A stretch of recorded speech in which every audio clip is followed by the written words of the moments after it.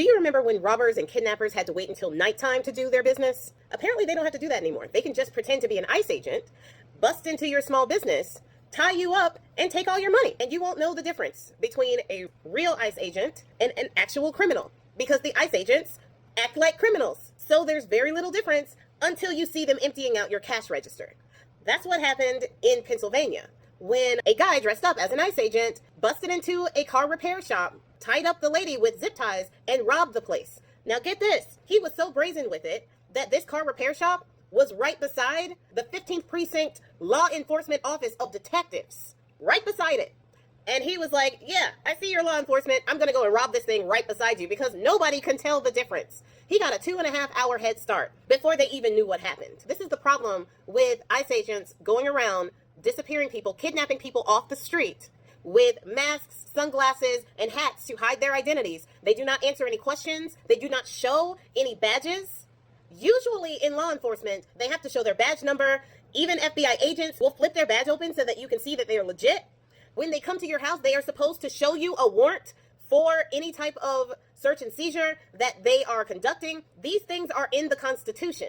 ICE agents circumvent all of the rules of our traditional law enforcement. They do not have any badges. They do not show any identification. They literally come there like kidnappers, like robbers, cover their face, eyes, and head to mask their identity as they are literally kidnapping someone off the street. What is the difference? How can you tell the difference between ICE agents doing that and a group of people who are just wanting to kidnap people off the street and sell them into trafficking? Do we know where half of these people are that were disappeared without due process? Do we know where they are?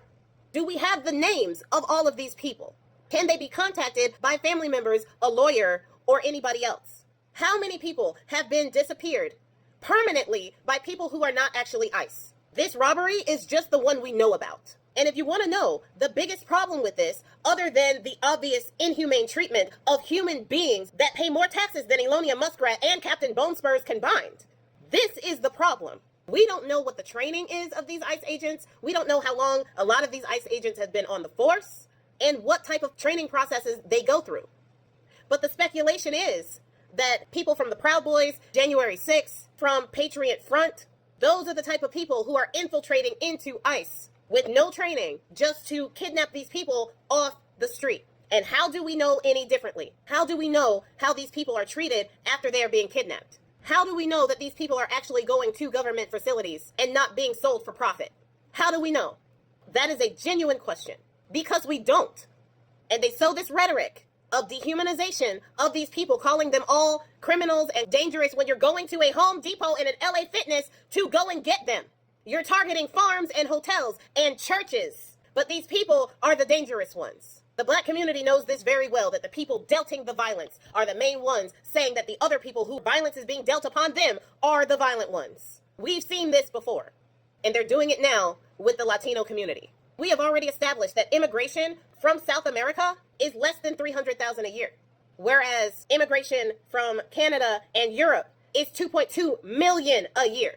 But we are not rounding up those people. We are not rounding up those people, kidnapping those people off the street, detaining those people without due process. What is the difference between less than 300,000 and 2.2 million? There is only one difference. If you don't think that this is a racist agenda, you are kidding yourself.